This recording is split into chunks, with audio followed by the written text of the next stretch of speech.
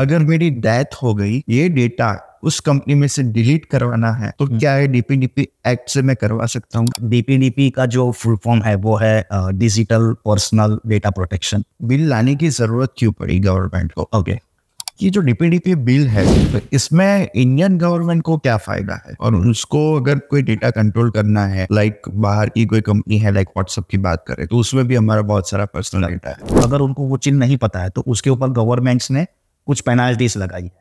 क्या ये DPDP bill जो है वो सिर्फ प्राइवेटाइजेशन के लिए है या गवर्नमेंट बॉडी को भी ये लागू पड़ता है? जो डीपीडीपी एक्ट लागू होता है वो इंडियन सर्वर्स पे ही लागू होता है कि मतलब बाउंड्रीज जैसे कंट्री क्रॉस होती है तो ये एक्ट दूसरे देश को भी लागू होगा? Hello everyone, welcome back to our channel. This is Raj from Radical Tech Art. Today we have a special guest, Mr. Chirag Agrawal here. He is currently working in one MNC company and also he has big experience in IT security services. So let's understand very technical topic today, DPDP Act.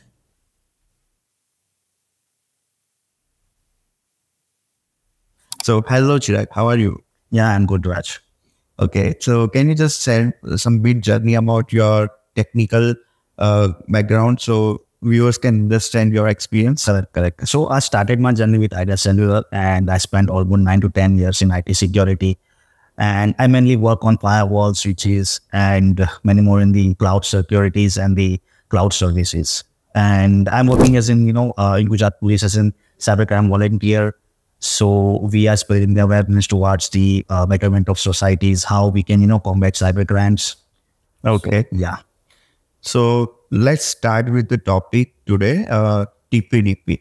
So let me know why DPDP is important for India. Okay. So And इसकी जरूरत क्यों पड़ी पहले तो? So सबसे पहले DPDP का जो फुल फॉर्म है वो है digital personal data protection. Okay. तो अगर आप इस कीवर्ड्स के ही बारे में बात करें तो it's digital. So we all know about कि हम डिजिटाइजेशन के ऊपर जा रहे हैं, हमारा सारा एनालॉग डेटा है वो सारा डिजिटल हो रहा है। और उसके बारे में बात करेंगे पर्सनल मतलब आप खुद एक इंडिविजुअल्स, जिसको हम डीपीडीपी के टर्मिनोलॉजीज के बारे में बात करें तो वो होगा डेटा प्रिंसिपल। डेटा प्रिंसिपल मतलब आप खुद और आपका जो डेटा है, it's your digital data, it's your individual data and it's your data protections. तो आपका जो भी इंडिविजुअल्स का डेटा प्रिंसिपल का जो भी डेटा है उसको प्रोटेक्ट करने के लिए ये डीपीडीपी बिल प्रस्तुत किया गया है। तो let's understand why DPDP bill is required. But before we go to the why DPDP is important and all, can you just share basic examples of data, personal data in real world? Real world, correct. So let's say you have your own hard disk. So you have your data in your laptop, in your mobile phones.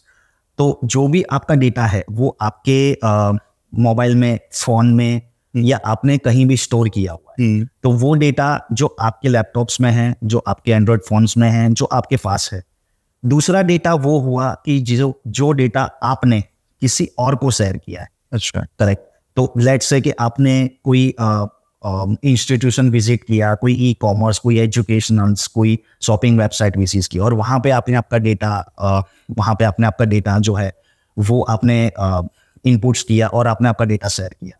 तो वो data जो है वो data आपने किसी को दिया और वो नाउ दैट लाइक वो डेटा फिड्यूशरी, जो टर्मिनोलॉजी है डेटा फिड्यूशरी, जो आपका डेटा स्टोर करता है, जो आपका डेटा मैनेज करता है और आपका ही डेटा उसके बिजनेस मॉडल्स के लिए और उसके खुद के ही एल्गोरिदम के लिए वो यूज करता है। और तीसरा डेटा वो है जो आपका डेटा है लेकिन आपकी कोई भी डिजिटल आइडेंटिटी उसके अंदर नहीं है। जैसे कि मैं बात करूँ कि गूगल मैप का डेटा, तो लेट्स से कि आप यहाँ से कहीं जा रहे हैं तो आपका जो डिवाइस है वो कंटिन्यूसली गूगल ट्रैक कर रहा है। तो उसके अंदर सिर्फ और सिर्फ आपका longitude and latitude he share हो रहा है, उसमें आपकी आइडेंटिटी शेयर नहीं हो रही है। तो ये तीसरे टाइप का डेटा है जो इस डीपीडीपी बिल के अंतर्गत समावेश किया गया है। और चौथा डेटा है वो जो है वो इट्स अ कॉन्फिडेंशियल डेटा, कि जैसे गवर्नमेंट का कोई न्यूक्लियर डेटा है, कोई उनकी आर्मी का डेटा है, कोई भी उनकी कोई प्राइवेट इंस्टीट्यूट है। जिस तरह से मैं बात करूं कि उनके कोई एनआईए का कोई डेटा है या उनके कोई पुलिस डिपार्टमेंट का डेटा है, तो इस तरह के जो डेटाज हैं उनके जो प्रोटेक्शन के लिए जो बिल है वो ये डीपीडीपी बिल है, और इसको डीपीडीपी बिल कहा गया है। ओके, पहले तो मुझे ये बताओ कि ये बिल लाने की ज़रूरत क्यों पड़ी गवर्नमेंट को? ओके, और ये पार्लियामेंट में पास कैसे हुआ? क्योंकि इसमें भी बहुत ज़्यादा मुझे लग रहा है टाइम लगा होगा, सबके कंसेंट लेने पड़े होंगे, पब्लिकली एक बार दिखाना पड़ा होगा। तो उसका थोड़ा टेक्निकली बताइए कि जर्नी कहाँ से स्टार्ट हुई और कब पास हुआ? तो इसके पहले डेटा प्रोटेक्शन के लिए कोई बिल नहीं था। तो उसके बाद गवर्नमेंट ने इस बिल के बारे में सोचा, और अगर मैं बात करूं इस बिल के बारे में, तो 2017 में जो कर्नाटका हाई कोर्ट के रिटायर्ड जज थे के.एस. पुट्टास्वामी, उन्होंने आधार प्रोजेक्ट को चैलेंज किया। अच्छा। और उसके बाद सुप्रीम कोर्ट के 9 जजेस की एक बेंच बनी, जिन्होंने ये बताया कि राइट टू प्राइवेसी को भारत के सिटीजन्स, जो भारत के सिटीजन्स है, उनका एक फंडामेंटल राइट्स बताया। तो उसके बाद भारतीय गवर्नमेंट ने क्या किया, सिटीजन्स की प्राइवेसी को उनका राइट्स दिलवाने के लिए उन्होंने एक जस्टिस है हमारे बी.एन. श्री कृष्णा, उनके अंतर्गत एक उन्होंने कमेटी बनाई, और उस कमेटी के अंतर्गत उनको एक टास्क दिया गया, जो है ये भारत के जो भी डेटा है, भारत के जो भी ये जो बिल है, उसके बारे में एग्जामिन्स करने का। उसके बाद 2018 जुलाई में इस कमेटी ने क्या किया, एक ड्राफ्ट बिल प्रेजेंट किया, और जिसको नाम दिया गया डेटा प्रोटेक्शन बिल। उसके बाद जब 2019 में, दिसंबर 19 में इस बिल को जब पार्लियामेंट के एक जॉइंट पार्लियामेंट कमेटी के सामने रखा गया ताकि इसको हम रिव्यू कर सकें, तो उन्हीं जॉइंट पार्लियामेंट कमेटी ने उसके अंदर तकरीबन 80 जो है चेंज बताए गए। तो उसके बाद दिसंबर 2021 में जॉइंट पार्लियामेंट कमेटी की रिपोर्ट के अकॉर्डिंग एक डेटा प्रोटेक्शन लॉ, जिसका एक नया वर्जन उन्होंने निकाला, और जिसको नाम दिया गया डेटा प्रोटेक्शन बिल। ओके। और उसके बाद फिर से वो रिवाइज हुआ 2022 अगस्त में, कुछ रीजन के चलते फिर से उसको वापस ले लिया गया। उसके बाद फाइनली नवंबर 2022 में ministry of electronics and information technology के ड्राफ्ट यानी डीपीडीपी यानी कि digital personal data protection bill निकलते हैं, और वो लोगों के समक्ष रखा जाता है। तो कोई भी जब बिल जब आता है मार्केट में, तो उसको एक लोगों के सामने रखा जाता है ताकि वो बिल को हम रिव्यू करवा सके, और उसके अंदर कोई चेंजेस हो, एडिशन डिलीशंस, तो वो चेंजेस हम कर सके। फिर उसके बाद 5 जुलाई 2023 को यूनियन कैबिनेट के इसको अप्रूवल देती है, और उसके बाद फाइनली 11 अगस्त 2023 को पार्लियामेंट भी इसको अपना अप्रूवल देती है, और सेम डे जो हमारे प्रेसिडेंट है द्रौपदी मुर्मू जी, वो भी इस डेटा को जो digital personal data protection bill है उसको अप्रूवल देती है, और इस तरह से हमारे सामने ये बिल आया। ओके, बहुत अच्छे से आपने इसकी जर्नी बताई, कैसे बिल पास होता है और कौन सी डेट पे हुआ, उसके लिए बहुत बहुत धन्यवाद आपको। और मुझे आप डिटेल में ऐसा समझाइए कि जो डीपीडीपी बिल है उसमें कौन कौन सी चीज़ें का समावेश किया गया है? ओके, तो अगर मैं बात करूं कि डीपीडीपी बिल में कौन कौन सी चीज़ों का समावेश किया गया है, तो लेट्स से मैं बात करूं कि सबसे पहले ये समझना होगा कि डीपीडीपी बिल को लाने की ज़रूरत क्यों पड़ी। तो सबसे पहले ये था कि इसके पहले कोई भी कंपनीज, कोई भी डेटा रजिस्ट्री वो डेटा का मिसयूज करती थी, मिस इन्फॉर्मेशन स्प्रेड करती थी, और वही डेटा का वो अपने बिजनेस मॉडल्स के लिए, एल्गोरिदम के लिए। इसमें कोई एक लाइव एग्जांपल दे सकते हो आप मुझे? हाँ, जैसे कि आप कोई भी ई कॉमर्स वेबसाइट विजिट करते हैं, कोई भी एजुकेशन वेबसाइट विजिट करते हैं, तो वो आपकी सारी पर्सनल इन्फॉर्मेशन होती है। Personal information in the sense of आपका नेम, आपका डेट ऑफ बर्थ, आपका घर का एड्रेस, आपकी बायोमेट्रिक, आपकी जो आँख की जो रेटिना है वो, और वो सभी डेटा का वो अपने बिजनेस एल्गोरिथम्स में यूज करती है। आप कहाँ घूमने गए, आपको क्या अच्छा लगता है, आपको क्या अच्छा नहीं लगता है, तो वो सारी चीजों को लेके उन्होंने, मैं बात करूँ कि वो उसका बिजनेस मॉडल्स के लिए यूज करते हैं, और उसको उसका मिस यूज करते हैं, और उसका एल्गोरिथम्स सेट करते हैं। तो इसी तरह से आपका डेटा है जो प्रोटेक्ट होना चाहिए। तो इस बिल में कौन कौन से लोगों का डेटा प्रोटेक्शन करने के लिए ज्यादा फोकस किया गया है, वो थोड़ा डिटेल में समझिए। आपने बताया कि जैसे मतलब ई कॉमर्स वेबसाइट पे मैं कोई भी चीज़ लाइक अमेजोन से मैं बाय कर रहा हूँ, तो उसमें मेरा पर्सनल डेटा अवेलेबल है, बट ऐसे कौन कौन से डेटा है जिनकी बात हो रही है? हाँ, करेक्ट। तो फॉर एग्जांपल जैसे कि आप कुछ डेटा है, कोई आप किसी जगह विजिट किया और आपने कोई भी डेटा वहाँ पे इनपुट्स किया कि आपने वो एज अ पेन पेपर पे किया या आपने उनके एज अ डिजिटल कहीं पे भी आपने आपका डेटा इनपुट्स किया, तो वो जो डेटा होगा, ठीक है, वो डेटा और इसी तरह से आप एज अ डेटा प्रिंसिपल जो आपका डेटा आप शेयर कर रहे हैं किसी भी वेबसाइट्स को, किसी भी डेटा फिजिटरी को, जो आपका डेटा बिजनेस मॉडल्स के लिए या किसी पर्पस के लिए यूटिलाइज कर रहा है, वो डेटा का समावेश इन्होंने इस डेटा के इस DPDP बिल के अंतर्गत रखा गया है। तो मैं कह सकता हूँ कि इंडियन के जितने भी जो भी भारतीय गवर्नमेंट के नागरिक है, उन सभी का डेटा को सुरक्षित करने के लिए या उसके ऊपर रेगुलेटरीज लाने के लिए ये DPDP बिल में सबसे ज्यादा जोर दिया गया। ओके, तो इसमें इंडियन गवर्नमेंट को क्या फायदा है, और उसको अगर कोई डेटा कंट्रोल करना है, लाइक बाहर की कोई कंपनी है, लाइक व्हाट्सएप की बात करें तो उसमें भी हमारा बहुत सारा पर्सनल डेटा है, तो अगर उनको कंट्रोल करना है तो ये बिल कैसे हमें हेल्पफुल रहेगा या गवर्नमेंट को इससे फायदा होगा, वो थोड़ा डिटेल। तो जब DPDP बिल है, तो अगर मैं कहूँ कि DPDP बिल जब पारित हुआ तो उसी के साथ DPDP बोर्ड की भी रचना की गई है, तो जिसके अंतर्गत क्या होगा कि सेट्स ऑफ रिसोर्सिस का चयन होगा इसके अंदर और उनको कुछ पावर्स दी जाएगी कि जिसके अंतर्गत अगर ये बिल की मैं बात करूँ तो सारी जो डेटा की पारदर्शिता होगी और कैसे उसका लीगल यूटिलाइजेशन होगा, कैसे कंप्लायंस के अकॉर्डिंगली आपका डेटा का यूज होना चाहिए।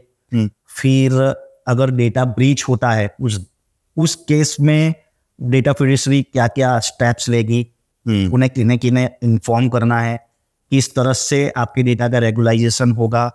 फिर अगर आपको आपका डेटा रखना है, डिलीट करना है या कुछ मॉडिफाई करना है, उस केस में आप डेटा फिजिटरी को क्या क्या ऑर्डर्स दे सकते हैं, रिक्वेस्ट कर सकते हैं। अगर आपको कुछ आपका लीगलाइज इश्यू है किसी भी डेटा फिजिटरी के साथ, तो जो आपका डेटा कलेक्ट कर रहा है, आप उसके आप DPDP बिल बोर्ड में भी आप उसके लिए एप्लीकेशंस दे सकते हैं। और जो आपका डेटा है वो कहाँ स्टोर होना चाहिए, कहाँ स्टोर नहीं होना चाहिए, कौन सी मैं कह सकता हूँ कि जियोग्राफिकल एरिया में कहाँ डेटा स्टोर होना चाहिए। और अगर मैं बात करूँ कि इस बिल के अंदर आपको जैसे डेटा फिजिटरी आपसे कौन कौन से डेटा की मांग कर रही है, लेट्स से कि उसको रिक्वायरमेंट है आपका नाम और आपके डेट ऑफ बर्थ की, लेकिन स्टिल वो आपका बायोमेट्रिक डेटा भी मांग रही है, फिंगरप्रिंट्स मांग रही है, तो उस केस में भी DPDP जो बोर्ड है वो इसका रेगुलेशंस करेगी। तो ये काफ़ी सारी चीज़ें हैं और इसके अंतर्गत अगर कोई भी डेटा ब्रीच होता है उसके अंतर्गत भी उन्हें पेनाल्टीज दी जाएगी। तो ये सारी चीज़ें उन्होंने इस DPDP बिल के अंदर समावेश किया है। ओके, अभी इंडिया में लास्ट 5-10 साल से ऐसा है, बहुत सारी कंपनी डिजिटलाइजेशन कर रही है, ई-कॉमर्स वेबसाइट्स का काम बढ़ रहा है, लोग ऑनलाइन परचेस भी बढ़ा रहे हैं। तो अगर कोई ऐसी वेबसाइट है या कोई ऐसी प्रोडक्ट अवेलेबल है मार्केट में जिसमें DPDP एक्ट आने से उनको बहुत प्रॉब्लम हुई है, करेक्ट, ठीक है, तो अगर उनको ये DPDP एक्ट में कुछ सुधार लाने हो, करेक्ट, या फिर उनको कुछ चेंजेस लाना है, तो ये पॉसिबल है कि नहीं, पहले तो ये आप बताइए। और अगर उनको कुछ प्रॉब्लम है और उनको कुछ क्वेरी के ऊपर डिस्कस करना है या, तो उसमें क्या प्रोसेस है? तो प्रोसेस ये गई है कि अगर आपको DPDP बिल जो भी उन्होंने पॉइंट्स रखे गए DPDP बिल के अंतर्गत, अगर आपको उसके अगेंस्ट में कुछ भी अपील करनी है तो उन्होंने एक बोर्ड का चयन किया गया है, वो है TDSAT, जिसका फुल फॉर्म में अगर कहूँ तो telecom disputes settlement and appeal tribunal. तो इसके अंतर्गत आप कोई भी लॉस के ऊपर आप अगेंस्ट अपील कर सकते हैं। और अगर आपको किसी भी डेटा फिजिटरी के ऊपर कोई भी कार्रवाई करनी है तो आप आपका एप्लीकेशंस DPDP बोर्ड को सबमिट कर सकते हैं। तो डेटा प्रिंसिपल जो एक इंडिविजुअल नागरिक है और डेटा फिजिटरी जो आपका डेटा कलेक्ट करता है, उन दोनों के बीच में जो भी प्रॉब्लम्स है उसका सॉर्ट आउट अब DPDP बिल करेगा। Okay, right. बट अभी मार्केट में बहुत सारी ऐसी कंपनीज है कि जिनको डिटेल में DPDP बिल क्या है वो पता नहीं है। Still they are running their e-commerce website और any application in their companies and they are using our data. Correct. But ऐसी चीजों में दो पॉसिबिलिटीज है कि या वो गलती से डेटा को ब्रीच कर रही है या फिर वो जानबूझ के भी ब्रीच कर रही है। तो इन दोनों जगह पे गवर्नमेंट उनके ऊपर क्या एक्शन ले सकती है? करेक्ट। तो इस केस में ऐसा है कि जो डेटा फिडुशियरी है जो आपका डेटा कलेक्ट कर रही है वो या तो बाय मिस्टेकनली अगर उनका एल्गोरिदम अच्छा नहीं है एनक्रिप्शन और डिक्रिप्शन का, लेट्स से जो ये डीपीडीपी बिल होगा वो जो आपके डेटा स्टोर करने के जो प्राविधान है जिसके अंतर्गत जो जो सिक्योरिटी डिवाइसेस एप्लीकेशंस सॉफ्टवेयर जो भी नीडेड है वो है या नहीं वो रेगुलेशंस करेगी। मतलब जो आपका डेटा है वो जहाँ पे भी स्टोर हो रहा है वो अकॉर्डिंग टू द कंप्लायंसेस अगर वो डेटा स्टोर हो रहा है या नहीं तो उस डेटा को भी वो उसका प्रावधान करे। तो अगर वो डेटा बाय मिस्टेकनली या तो इंटेंशनली, जैसे मैंने आपको बताया कि जो डेटा फिडुशियरी है वो आपका जो डेटा है वो उनके बिजनेस मॉडल्स को अच्छा बनाने के लिए या तो उनको प्रॉफिट्स करने के लिए वो मार्केट में उसको सेल कर सकती है। इस तरह से चीज़ों अगर उनको वो चीज़ नहीं पता है तो उसके ऊपर गवर्नमेंट्स ने कुछ पेनाल्टीज लगाई है। वो पेनाल्टीज कुछ इस तरह है कि अगर 200 crores for non fulfilment of obligations for childrens and 250 crores for failure to take security measures to prevent data. So इतने पैसे भरने पड़ेंगे अगर करेक्ट वो अगर वो होता है तो। करेक्ट अगर आपका डेटा किसी भी तरह से ब्रीच होता है तो डीपीडीपी बिल के अंतर्गत पेनाल्टीज भी सेट की गई है तो उन्हें वो पेनाल्टीज पे करनी पड़ेगी। और अगर ये डेटा ब्रीच होता है तो डेटा ब्रीच होने के बाद उन्हें डीपीडीपी को भी इन्फॉर्म करना है, डीपीडीपी बोर्ड को इन्फॉर्म करना है और जो इंडिविजुअल कंसेंट को भी फॉरवर्ड करना है कि अगर डेटा प्रिंसिपल मैं हूँ, मेरा डेटा मैंने किसी कंपनी को शेयर किया है और वो कंपनी से अगर मेरा डेटा ब्रीच होता है तो उन्हें डीपी बोर्ड को, डेटा प्रोटेक्शन बोर्ड को, जो इंडिया का डेटा डीपीडीपी बोर्ड जो बना है वो उन्हें और इंडिविजुअल्स को भी कंसेंट फॉरवर्ड करना होगा कि हमसे आपका डेटा ब्रीच हो गया है। ओके, सो ये बात तो हुई कंपनी ओनर्स के लिए और कंपनी के लिए कि जो ऑलरेडी ऐसे प्रोडक्ट्स डिजाइन कर रहे हैं। करेक्ट। बट मुझे ये जानना था कि क्या ये डीपीडीपी बिल जो है वो सिर्फ कंपनी के लिए ही है, प्राइवेटाइजेशन के लिए है, या गवर्नमेंट बॉडी को भी ये लागू पड़ता है? करेक्ट। तो एक्चुअली ये जो बिल है वो जो भी डेटा स्टोर कर रहा है उन्हीं सभी एंटिटीज के लिए ये प्रोविजंस रखा गया है। लेकिन इसमें कुछ एग्जेम्पशंस है। एग्जेम्पशंस कुछ इस तरह है कि जो भी नेशनल सिक्योरिटीज जो है, जो भी एंटिटीज है जो गवर्नमेंट के अंतर्गत काम कर रही है वो, और कोई भी पुलिस इन्वेस्टिगेशंस के अंदर अगर आपका कोई कंसेंट है वो, तो उस केस में डेटा एक्सेप्शंस, डीपीडीपी एक्सेप्शंस रखा गया। उस केस में आपका कंसेंट नहीं पूछा जाएगा। मतलब गवर्नमेंट को इसमें थोड़ी छूट दी गई है। करेक्ट। छूट नहीं कह सकते, लेकिन कुछ ऐसे सिचुएशंस हैं, कुछ ऐसे एक्सेप्शंस हैं जिसके अंतर्गत गवर्नमेंट आपका डेटा आपके कंसेंट के बिना यूज कर सकती है। ओके। और इसमें जब ये बिल पास होने जा रहा था तब पब्लिकली कोई कंसर्न्स उठे थे कि मतलब ऐसा नहीं, थोड़ा ऐसा डिफरेंटली इसको प्रेजेंट करो तो हमारे लिए अच्छा है? करेक्ट। तो जैसे मैंने आपको बताया कि गवर्नमेंट के लिए कुछ एक्सेप्शंस रखे गए कि गवर्नमेंट आपका डेटा आपके कंसेंट्स के बिना यूज कर सकता है, लेकिन उसके कुछ सर्कमटेंसेस है जो मैंने आपको बताया कि नेशनल सिक्योरिटीज की अगर बात हो, अगर बात पुलिस इन्वेस्टिगेशंस की हो, तो उसके अंतर्गत गवर्नमेंट्स को जो इंडिविजुअल्स के राइट्स है, उसका फंडामेंटल राइट्स है, उसका उल्लंघन हो रहा है देखा जाए तो कुछ कंसर्न्स ऐसे उठे कि जिसके अंदर हमारे एक्सपर्ट्स ने बताया कि अगर गवर्नमेंट इस तरह की पॉलिसीज का, एक्सेप्शंस का यूज करती है तो कहीं ना कहीं ये इंडिविजुअल्स के राइट्स के अगेंस्ट है। और दूसरा उन्होंने ये भी बताया कि आप किसी भी इंडिविजुअल्स का डेटा मांग नहीं सकते या शेयर नहीं कर सकते।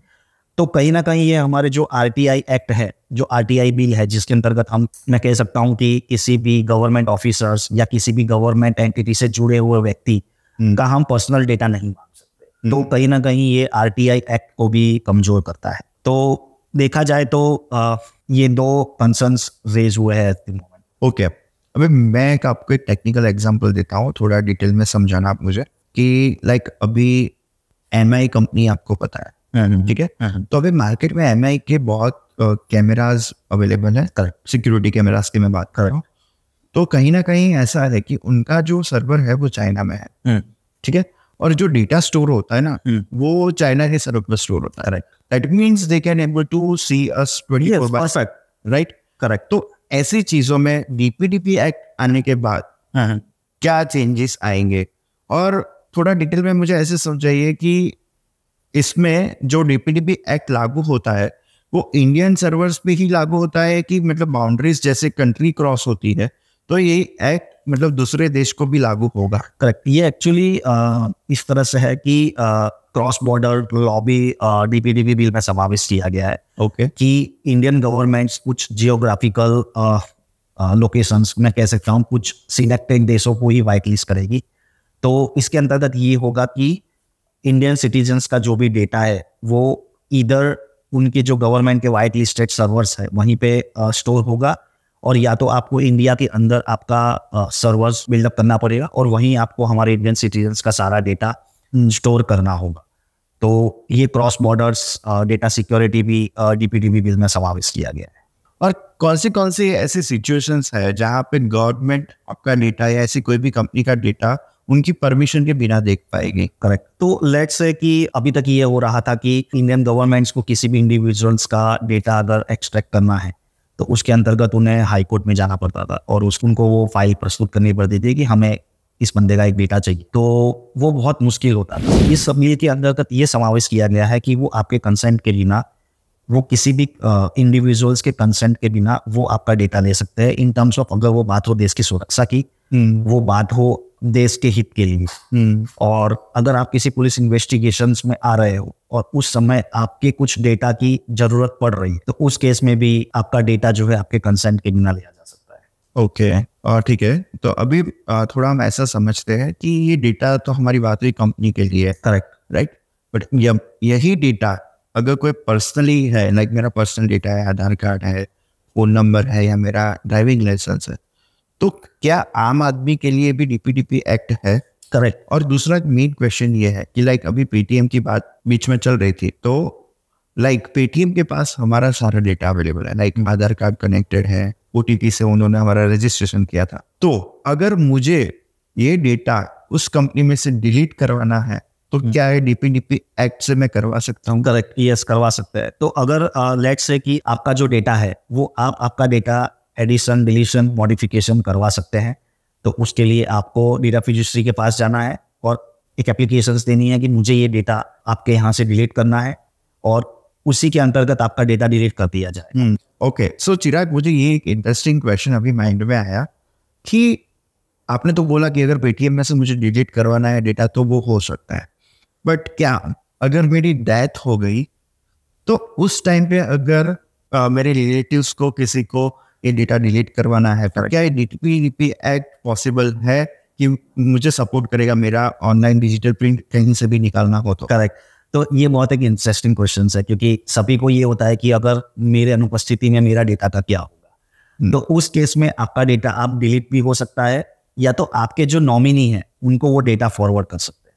अच्छा, तो लेट्स से कि आपकी डेथ हो गई है तो उसके बाद आपके कंसर्न्स जो है आप पहले से ही दे सकते हैं कि मेरे डेथ के बाद ये डेटा डिलीट हो जाना चाहिए या मेरे जो नॉमिनी है उनको ये डेटा हैंड ओवर हो जाना चाहिए। तो ये प्राविधान डीपीडीपी बिल के अंतर्गत रखे गए हैं। ओके, लाइक गवर्नमेंट कोई भी रूल्स एंड रेगुलेशंस लाती है तो कहीं ना कहीं ऑपोजिशंस वाले और नॉर्मल आम आदमी की भी बात करें तो बहुत सारे क्रिटिसिजम्स होते हैं। तो शायद मैंने अभी तक न्यूज़ में देखा है ये बात मार्केट में इतनी आई नहीं है, तो आप एक इंडस्ट्री को बहुत क्लोजली देख रहे हो, तो आप मुझे बताओ कि क्या क्रिटिसिज्म अभी मार्केट में चल रही है इस टॉपिक के रिगार्डिंग? मैंने इसके बारे में आपसे पहले ही शेयर किया कि काफ़ी क्रिटिसिज्म, काफ़ी कंसर्न्स रेज हुए कि अगर भारत सरकार को यह डेटा अगर एक्सेप्शन में दिया जाता, ये कुछ रूल्स एक्सेप्शन दिए जाते हैं कि कुछ सर्कमटेंसेस में वो आपका डेटा आपके कंसेंट के बिना ले सकते हैं, तो कहीं ना कहीं ये आपकी राइट टू प्राइवेसी का भी उल्लंघन हो रहा है।